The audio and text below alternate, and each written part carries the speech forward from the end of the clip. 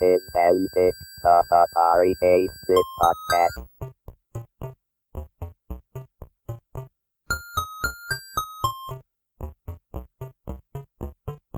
The Atari executives were so impressed with Bill at the time that they flew up in their corporate jet to Seattle and offered to try to acquire Microsoft, but Bill and Paul were not interested in selling at all at that time. If you had a title, you had to make sure that there was an engineer who was available and interested in doing it. And so if you couldn't talk an engineer into writing it, unless you were going to write it yourself, and most of us, except for me, there were very few people in the marketing department that could write their own code. I'm Kevin Savitz, and this is an interview episode of Antic, the Atari 8-bit podcast.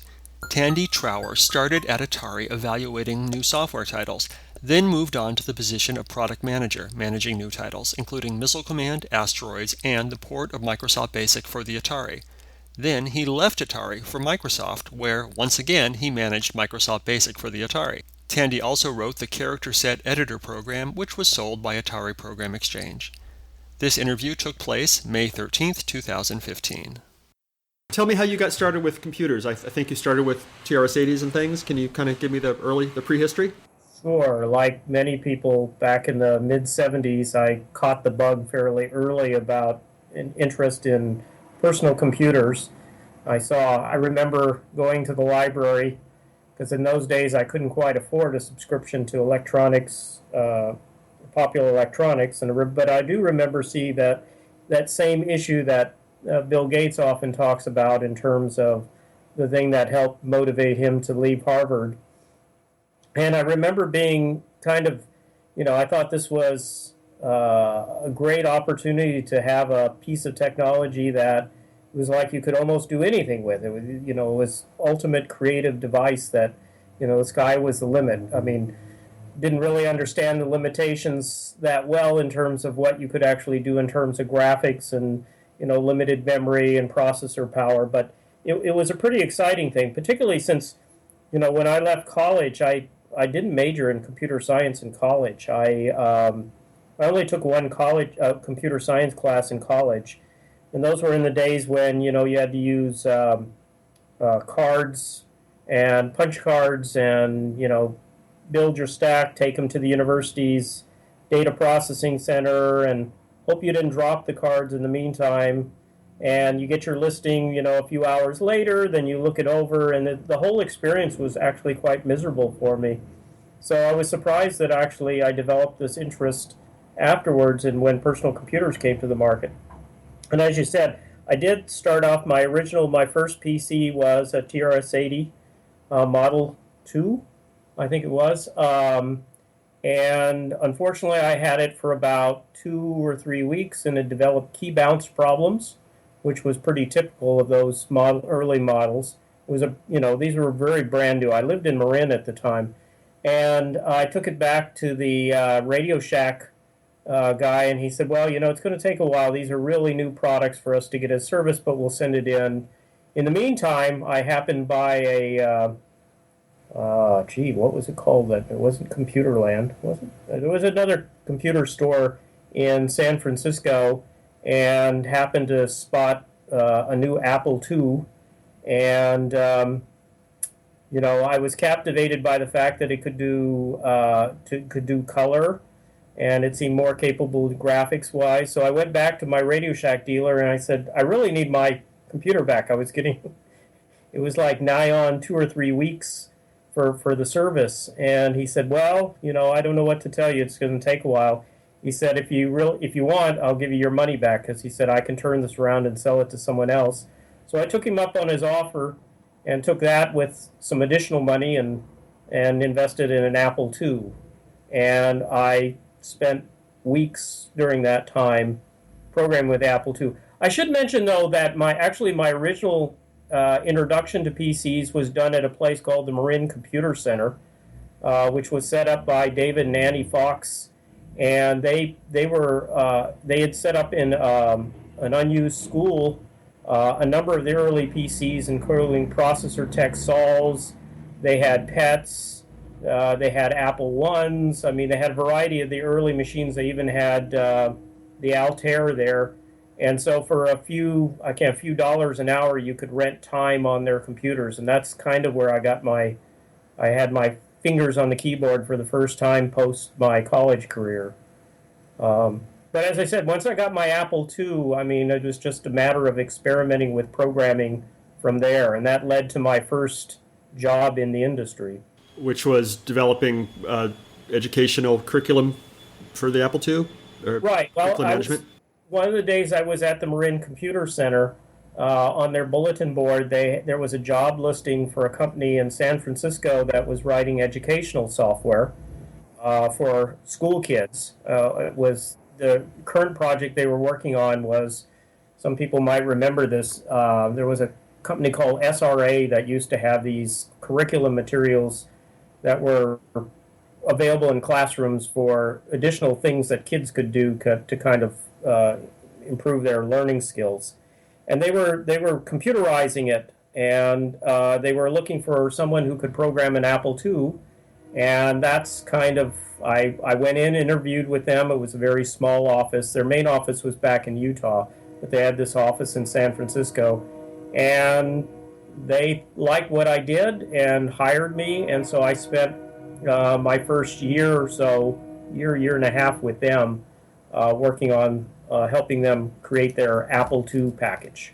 Awesome. So had you goofed around with Atari machines at all before you were hired by Atari? How did that happen? No, the way I got introduced to Atari is through that connection. Is the company's name was YCAT, and the guy in the main office, he made contact with Peter Rosenthal, who was the marketing director at Atari in their computer division. And we went in one day to present the idea that we could do a similar port to the Atari computers. Since they were both 6502s, the thought was it should be fairly easy to port the software. Of course, a lot of the other underlying operating system was very different, but it was seemed like a similar form factor, was because it was consumer oriented. The thought was that this would be another good thing. And I don't remember the business situation of whether we were trying to persuade SRA to fund this, or we're persuading Atari to fund this. We went down. I was invited to go down with the trip, and I met Peter and some of his staff, and we had a good discussion there, and I think there was a plan actually to execute on that.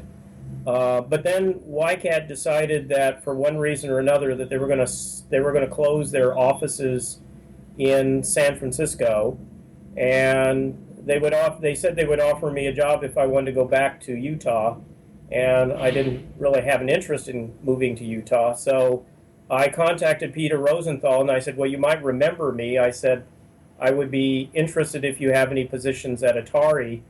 And Peter asked if I was interested in helping them out evaluate titles, because Atari was looking for more titles for their computers. I mean, obviously, as it has been throughout history, a good library of software really helps, and Atari understood that very well, and they had to struggle they were trying to find, gain as much titles, because while they had their own programming staff, that really wasn't sufficient to build up the software they needed. So I was brought in, I was hired in, I worked directly for Peter, I think, initially, and my role was purely evaluating third-party titles for consideration by Atari for them to, license or convert or, work with someone there. And one of the interesting people I met along the way from that was Bruce Artwick, who was well known. His company, Sublogic, created the early flight simulators for all the early PCs. So I got to meet a lot of interesting people who were writing software in those days. So yeah, so that was my entree into Atari. Can you think of some other examples of software that you evaluated, either that you licensed or that were so terrible that you couldn't, or just any stories there? Yeah, there were some. I'm trying to remember the guy's name. Gee, it's been so far back. There was a company that was actually located near Yosemite, Sierra Online, I Sure. think was the name of the company. I can't remember the guy's name now. It's terrible. Larry? Ken and Roberta Williams? Yeah, that's who it was. So Ken Williams was interested in some titles there. So I looked at some of his stuff. Um, One of the most notable things, though, out of the whole thing, although it occurred by the time I actually made a transition after about 6 months of just doing evaluation of titles. I was moved into the role of actually managing from the marketing side, manage the definition of new titles. So it wasn't just evaluating; was actually helping produce some of the titles. And the fun thing about the job at Atari is I did a lot of my own programming, so I created a lot of little demo applications that the company used at shows and conferences.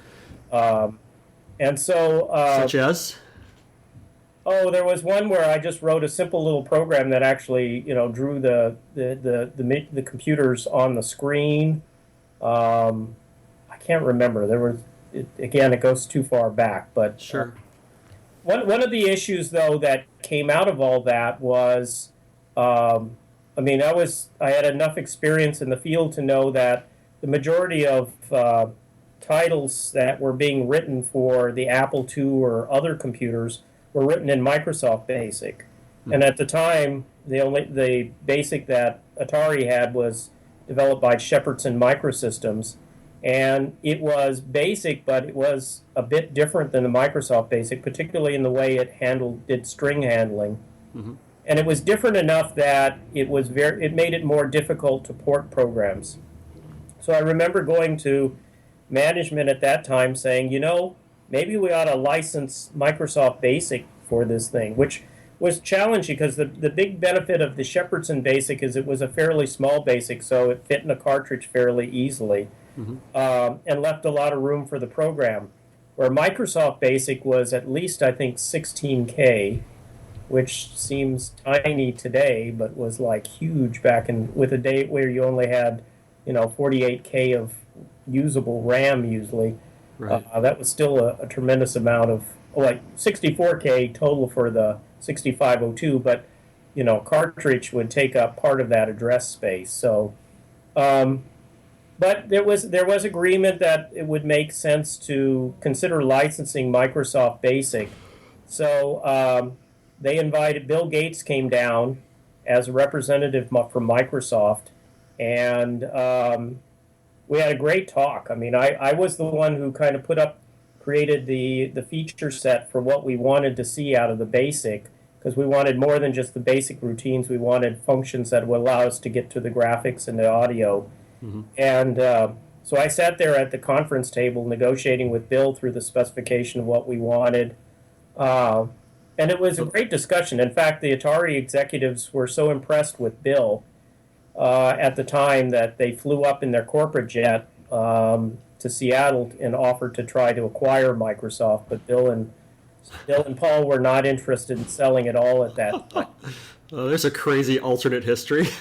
Yeah, they could have gone very different. Wow. All right, tell me a little more about the spec discussion. I mean, you'd be like, okay, we need plot and draw to, and Bill's like, absolutely not. Or I mean, how did that work? Yeah, well, I think I talked about, we wanted some basic primitives to draw things on the screen, line functions and other things like that, circle functions. And Bill had by that time, Microsoft had already written a number of different versions of their BASIC so that they had primitives like that. So he reflected back and said, okay, well, we have these features that we've used in BASICs before. These we could implement these kind of things. I don't remember. I think we had some discussion about, and I don't remember if it actually got in. The Atari machines had kind of a rudimentary sprite kind of capability, although they didn't call them sprites. They were called Players and missiles. Yeah, players and missiles.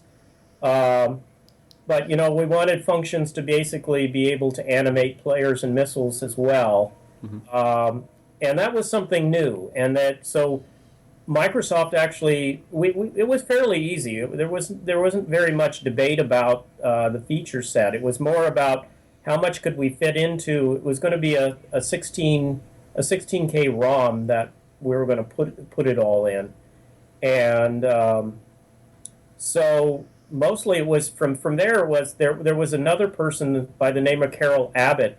It was her responsibility to take the project from there, but she left the company shortly thereafter, and so it fell back to me to pick it up from there. And so I managed the project until I left in '81, and at which point I went to Microsoft, and then I ended up managing it from the other side. Because I managed Microsoft Basic from the Microsoft side, I ended up finishing the project and making sure it got delivered to Atari. Interesting. So, all right. So, can you give me a perspective of the product from the Microsoft side? Any memories or challenges or anything once you had jumped to the other side of the fence? It was a little interesting. It was interesting to play the other side of the fence because now I had to make sure that the delivery schedules were made. And being the new guy at Microsoft, it was actually being written by Rick Weiland, who was one of the early developers at Microsoft. And he was not doing it as an employee of Microsoft. He was doing it as a contractor. And so it was a little difficult because Rick didn't work on site. And so I'd meet with him about once a week to kind of assess what his progress was, and and then make sure that we were able to make the deliveries on schedule to Atari. It went pretty well, although I think in the end I could have been wrong. I mean, I don't think it had as big an impact on the Atari machines as it could have. But there is another interesting story along the way that kind of relates to the industry in general, and relates to Atari. Is I came in one day, and I think I was now reporting to the vice president of marketing because Peter was operating in a different area, and we had I can't even remember the guy's name, but one of the problems that we had when I was at Atari is we seemed to have this revolving door of management. And I had, I think, 3 different marketing VPs in the 18 months I was there, which was a tremendous amount of turnover. But during that time, I came in one day and I was told by the director of software engineering that they had a new developer who was going to do a project. They had just hired a new guy, and he was going to write some farm management software, and I was to become the product manager for that new package. And I said, I don't know anything about farm management. And they said, don't worry, this guy comes from a farming family back in the Midwest. He knows his family has run the business. He knows it. He knows how to write software. He's from Stanford. He's a really sharp guy, and we're hiring him, and he'll start on Monday, and you'll work together with him to produce this product. So I thought, okay, that was interesting. And then I find out the guy's name was Jeff Rakes, who unfortunately never ended up at Atari. Before he started on that Monday that I was supposed to meet him for the first time, he actually changed his mind and took a job with Apple, and where he worked on a number of products at Apple, and then he also ended up about 6 months after I did at Microsoft. And it wasn't until after we both got to Microsoft that we realized that we almost worked together at Atari. And the interesting thing is, if you know anything about the history of Jeff Rakes, I mean, he was an executive at Microsoft in terms of their Office software. And he's the last person that today I would have recommended to write a piece of software. I mean, his business knowledge and his business management is excellent, but I mean, to think that he would have been a developer at Atari is kind of amusing because that never was a part of his career. He was always even when he got to Microsoft, his role was product management and product marketing. It never was development. So it was an interesting thing. Another colorful personality I got to deal with a lot that I enjoyed very much working with at Atari was a guy by the name of Chris Crawford. Sure. I'm sure in the annals of Atari history, Chris Crawford features prominently. He was a very sharp guy who was very creative and had a number of ideas. And as you probably already know, he wrote a number of titles for the 400 and 800 systems. Energy Czar. Gosh, I can't even remember. I think he wrote States and Capitals too. He wrote a lot of the early. It was interesting because for Chris, it was kind of a progressive thing where he came in and he knew nothing about the machines, and he had some basic development skills, but as he learned things, he started to apply them, and his software became increasingly more sophisticated as he went. And he was always into even as last time I had any contact with him, into more of the, not just programming something, but telling a story around what you were doing. So yeah. So I think I've digressed from the question, but that's fun. Sometimes the digressions are the best part. That's great. Can you think of any other products that you managed, either things that came out or things that didn't? That I've never heard of the farm software story, so that was great. Yeah, well, Atari did create this package. Program. I think it was called Apex, if I remember is correct, where Atari Program Exchange. I think it was managed by a guy by the name of Dale Yoakum, which I think I talked to, or I think he's still in the Portland area or something like that. Last time I had any contact with him, but the idea there was for titles that Atari didn't want to sell directly under their own label, right, that they would make available. And I had been working purely on my own on creating a little utility to create alternate fonts. And so I created a little font editing program that allowed you to put different custom fonts on, purely bitmap, but nothing like the true type fonts that we have today. But it was a way that you could create a custom character set. That was one of the great things about the Atari machine, is that you could point it to a different section of memory and it would assume those were characters. And so I just created a simple little basic program that allowed you to kind of define your own pixel-based characters, and that went into the program. So was this something you just developed as a tool that you needed internally, and then it ended up going through Apex, or? No, I designed it just out of my own self-interest in terms of I wanted to have custom fonts, and I thought it would be much easier if I had a little utility that I could create. And so they asked if they could put that in the program, and I said sure. But so it was actually done in my own time. So actually, I think I may have earned some royalties on it. I can't remember. Wasn't very much, but that was one of the very first APX programs. I think it was number 18. So it was they must have been they needed anything they could. I think they must have been going to Atari employees going, okay, what have you written? Yeah, exactly. That was a lot. Dale would go around, because Dale was in the engineering department originally. So he was part of the engineering staff before they moved him over to start that program. So he was actively soliciting everybody. The other thing I can think of, again, I managed a lot of the early game products that were on cartridge. Not Missile Command. I did manage Missile Command for the computers, but not Star Raiders. Of course, Star Raiders, that was done before I got there.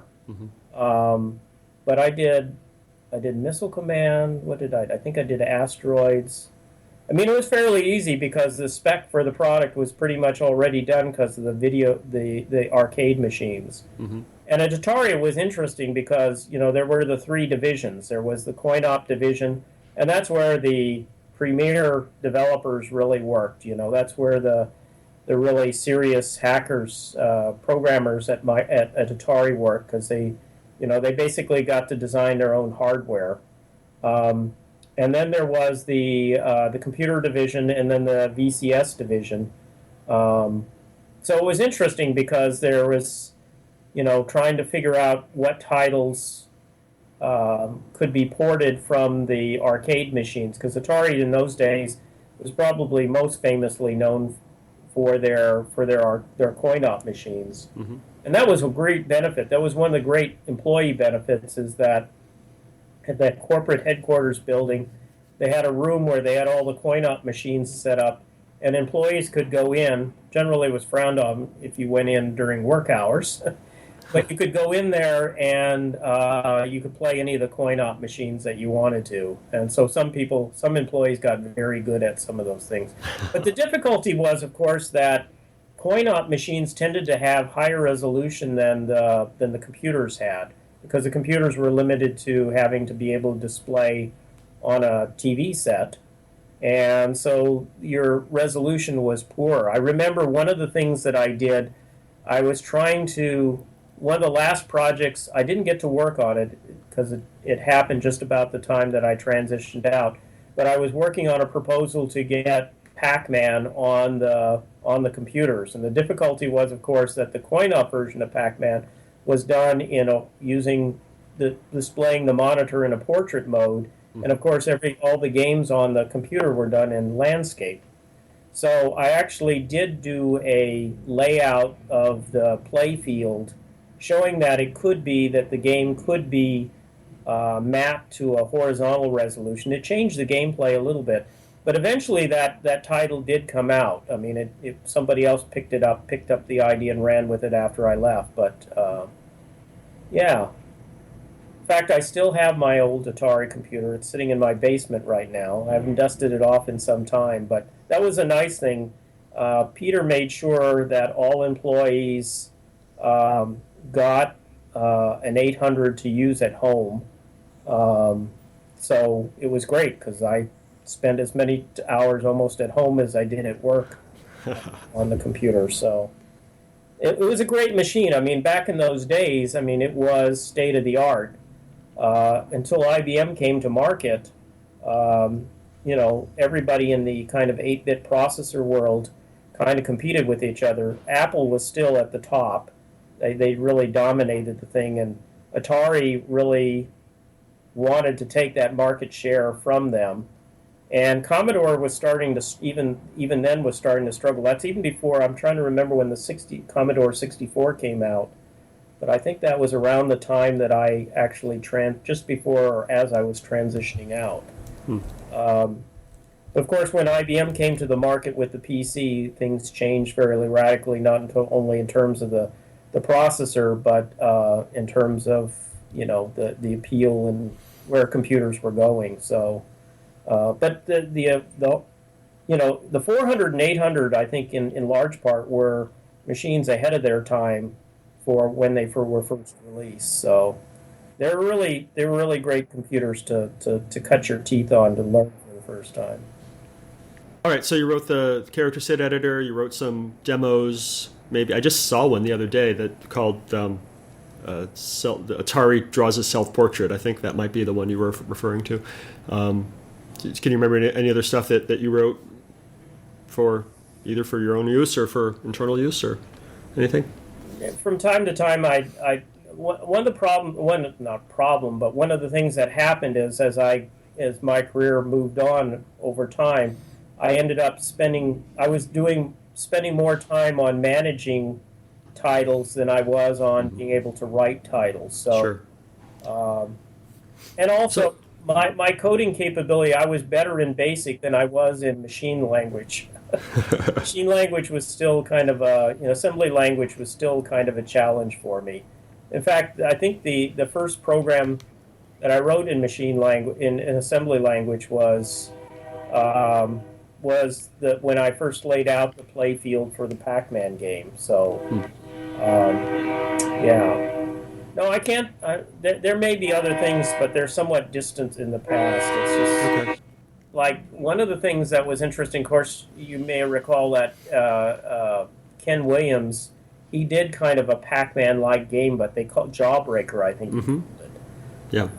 It was actually one of the first programs that really did a good job of, outside of Atari, that took advantage of some of the graphic capabilities it had. Yeah, in fact, I almost went to work for Ken after when I left Atari and came to Microsoft. Ken invited me to come down to see him, and we were talking about possibly me doing a role there, but it didn't work out. So I ended up staying at Microsoft, which I have no regrets about at all. So, So what was involved in product managing a title? What were you doing on a day-to-day basis? sure. So the initial thing in terms of if there was a product, either I had to come up with a product concept, or or possibly the engineering group would come up with a concept, and then we'd have to write a spec that kind of defined what the product was, what the features would be, etc. I remember one of my marketing VPs, when he came in, he thought that what we really needed to do was a bridge program, and in terms of a card-playing bridge. And I knew nothing about playing bridge, and I was supposed to, that was one of the most daunting things. Fortunately, we canceled the thing before it got into development.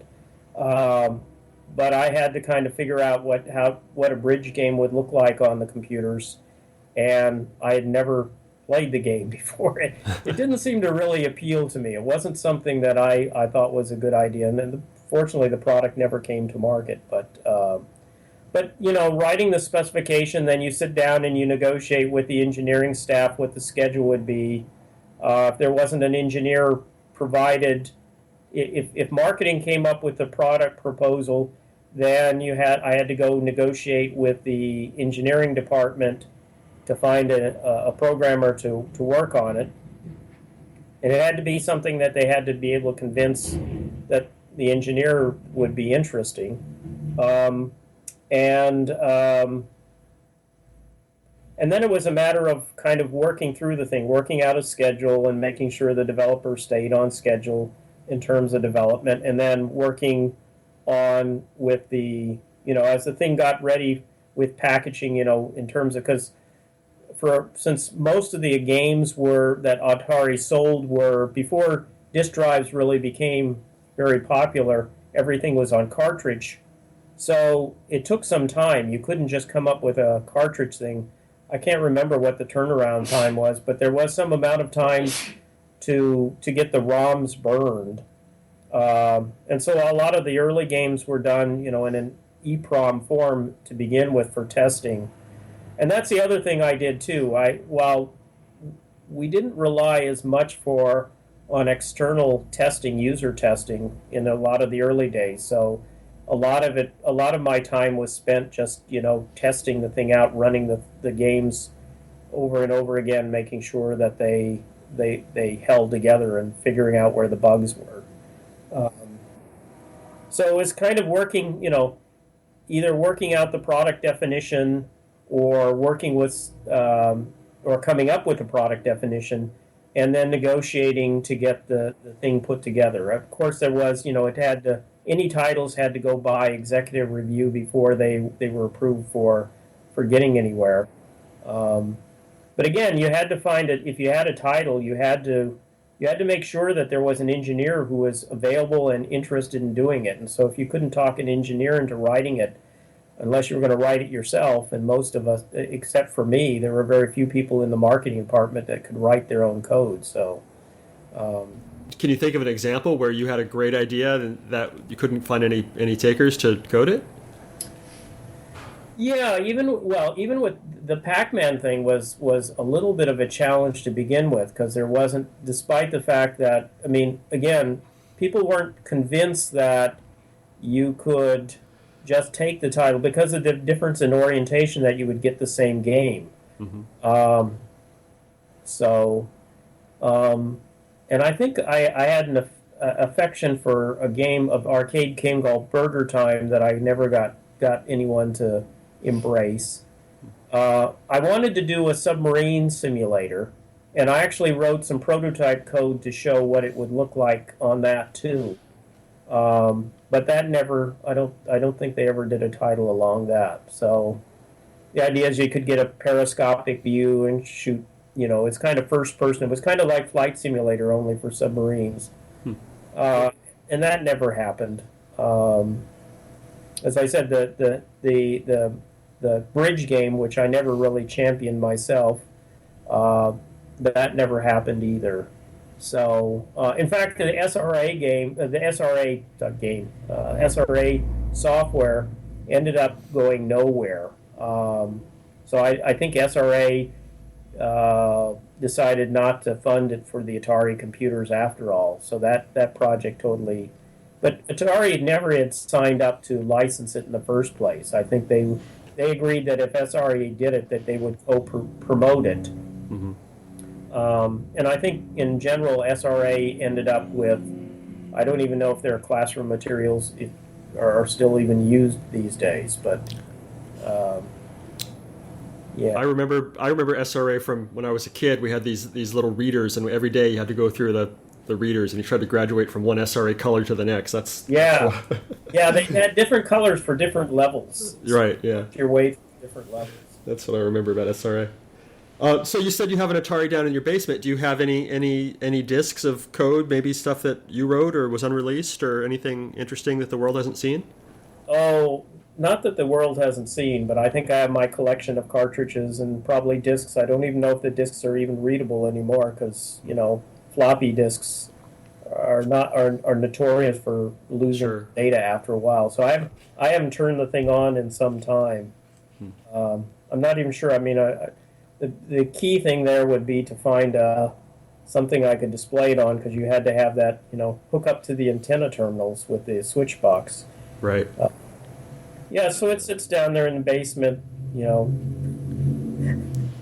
as a matter of history for me. So I fondly remember how I got started in the industry. And again, it was my entree. In addition, I was only at Atari for, as I said, I think 18 months. But it was my stepping stone to working at Microsoft, where I was for over 28 years. So it was a very important part of my experience, not only in terms of the connections I made, but chiefly, the way I ended up at Microsoft is, I kind of got tired of the revolving management that was going on above me at Atari. And I remember my wife and I came up because my wife is from the Seattle area, we came up for a vacation, and we loved it so much, we talked about moving back to the Northwest. So I just, I wrote a letter to Bill Gates and said, hey, if you've got any, you may remember me from the Atari Microsoft Basic project. I said, if you have anything, I'd love to talk to you guys. And lo and behold, that was just the right timing, because Microsoft was starting to increase their hiring. In 1981, which was the year I started, was a significant time for the company to push forward. A lot of things that motivated was by the time I came to Microsoft, they already had the IBM contract in hand. And the interesting thing was, as I kind of indicated already, is the transition. I can say that BASIC was really the key to my success, or initial success, in the industry, because, again, my first experience with BASIC, because on the university computers, I had learned Fortran, so BASIC was my first PC language, and I used that. I started with that self-taught on the TRS-80s. And then it was my first experience on the Apple II computers, and I actually I created a little software demo program for a computer store in downtown San Francisco, and won their contest and got 16K of RAM, which was like gold to me. Mm-hmm. So I only had a 16K Apple II to begin with, so now I had 32, so I was in heaven. But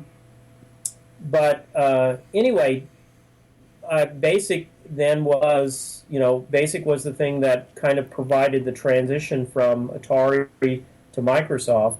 And for the first 4 years at Microsoft, I managed its BASIC products, and that was kind of my entree into Microsoft. And Bill did remember that my interest in BASIC and my passion for what I loved about BASIC. It was a programming language that allowed, was very simple for people to be able to touch the power of the machine, and even for the Atari computers. Again, when I first started programming on the Atari machines, trying to deal with assembly language was just not something it was just too cryptic for me. But BASIC was something that was very simple for me to gen up a program in. And so, although it was slower than assembly language, and didn't give you as easily direct access, getting into, you could still get to assembly language or routines or to the system routines from BASIC, but it was much more painful to do that way. But for simple things, it was very easy to gen something up. And the hardware capabilities of the Atari, in terms of its early graphics capability, not only in terms of the player missile capability, but also in terms of, being able to change colors dynamically, change fonts. I loved, like, in the early days, I loved the fact that, based on, that you could change fonts on individual lines on the screen, so you could have a mixture of fonts.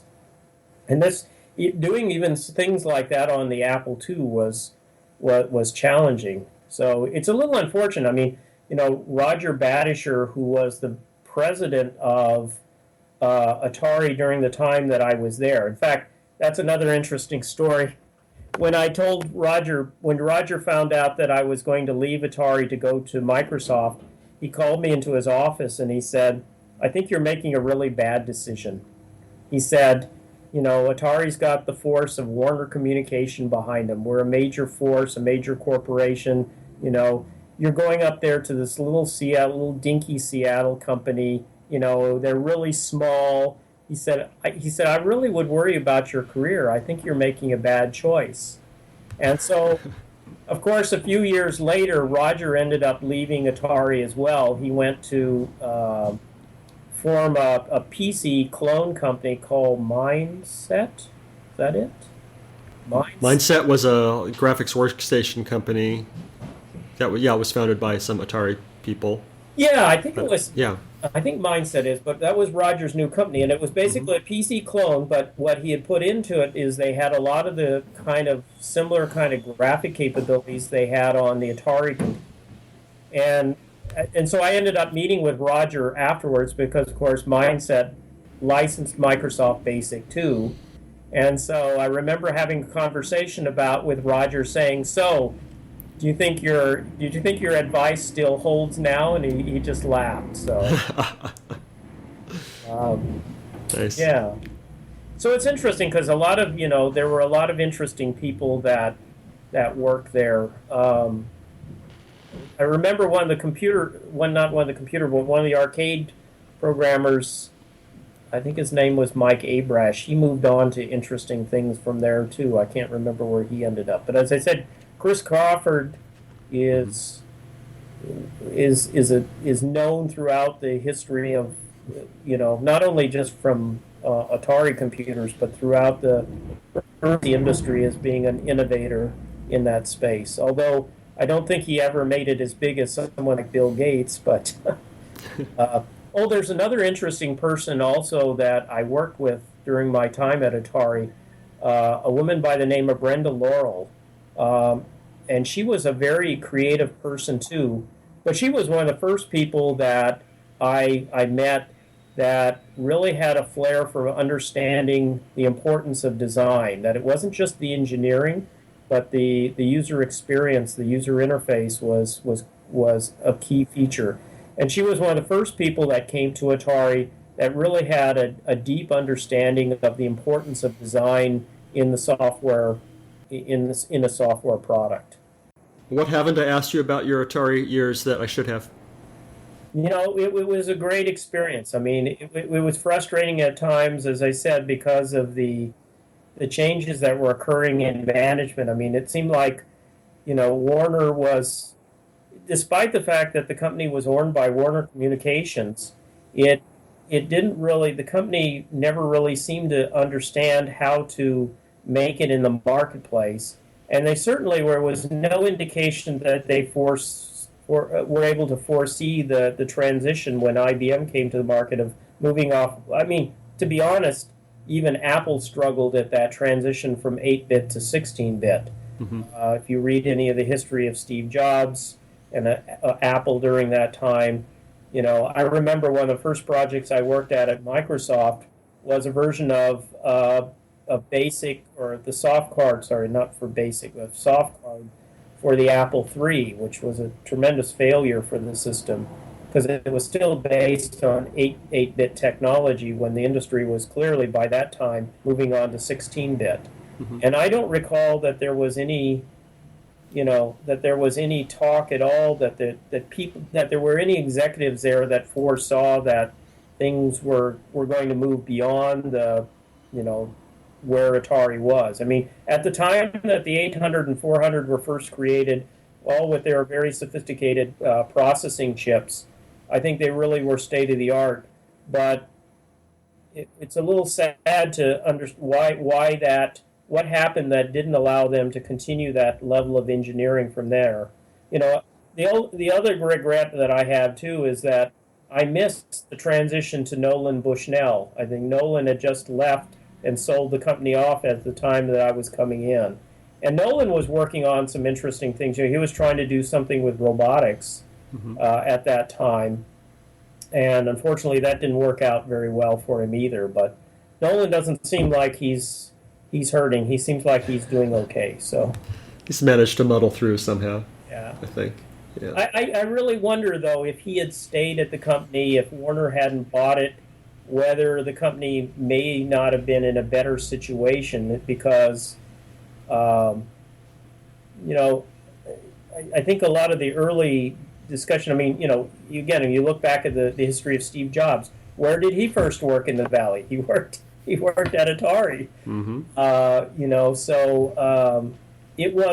It really was an interesting place.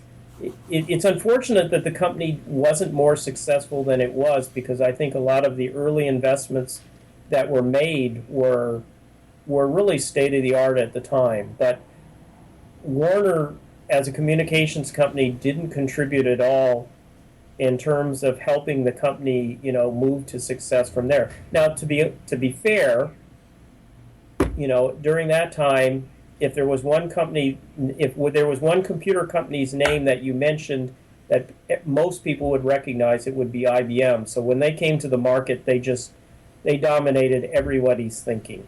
Mm-hmm. So it was a difficult transition, even for people who did clones at the time.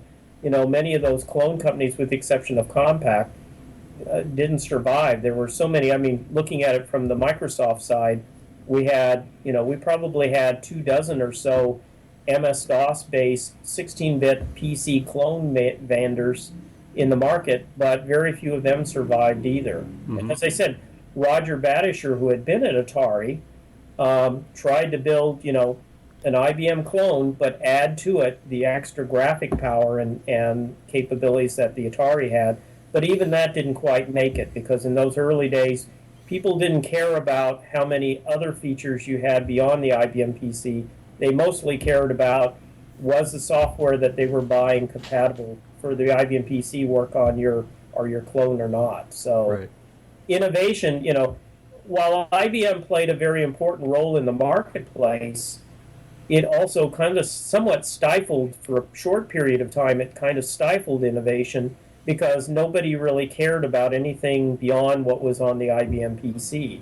It wasn't until things kind of evolved somewhat afterwards that innovation started to pick up again. I mean, IBM was just such a dominant force that, if you look back at it in terms of the history of PCs, it was very rich very early on. I mean, how many people did you have in the 8-bit marketplace? You had, you had TI, you had Coleco, you had Atari, you had Radio Shack, you had all Commodore, you had all these companies. So there were a lot of people vying for the space. Mm-hmm. And once IBM came to marketplace, it all went poof, and then all that was left was Microsoft and Apple, who survived after IBM came to the market. It was like everybody else kind of just fell away. It's like they lost their energy or ability to compete from there. And now we look at it today, and yet it's changed again. IBM's not even in the hardware business. Right. And so the transition has occurred yet again. It's just interesting to kind of watch the transition of the history. And, of course, we're moving now from where even PCs are starting on be on the decline now because we have so much power in our phones that we don't necessarily need it. And Microsoft's latest play is the fact that, yes, you don't necessarily need them. If you want Windows, you can run it on your phone. Mm-hmm. So it's interesting to see the transition of the technology. But it's all, one of the keys to me is, as I think Peter Rosenthal, the guy who hired me at Atari, he was very astute in recognizing that the fact that the key to success was software. It was great to have a good hardware platform to build on, but if you didn't have software that would drive people toward your hardware, you were nowhere. And that's how I got hired in the first place. So I enjoyed so much working for Peter. He was not only an excellent manager, but I think he was, for an early part of the industry, even though, people probably won't remember his name as dramatically as other names in the industry, I think he was a significant, participant in it. And I certainly enjoyed working for the man. He was a very good manager. He was a good people person. And he knew how to get things done. I learned a lot. I mean, I somewhat have to credit my career in the industry to learning a lot from Peter. He hired great people. He managed well. I just think it's unfortunate that he didn't end up in a company where he could have had an even more significant impact. I think of, although I've never met Tim Cook, I think of his style of management and what I read about in the press, and I think of similar attributes that Peter Rosenthal had. Is this a completely obvious? I mean, I'm sure you've heard this before, but your name is Tandy, but you worked for Atari and Microsoft, but never for Tandy? That's right. Okay. It's funny because when I first met John Shirley, John Shirley was an executive that Microsoft hired from Radio Shack. Mm-hmm. And he had at Radio Shack, he was managing the Tandy computers.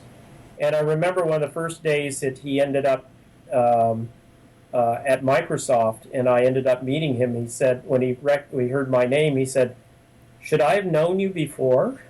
I said, no relationship as far as I know. So it was odd, though. You're right. It was odd to have Tandy working at Atari. Well, thank you so much, Tandy. I appreciate your time today. I hope we found something useful out of it. Absolutely. It was great. Talk to you later. Bye. Bye.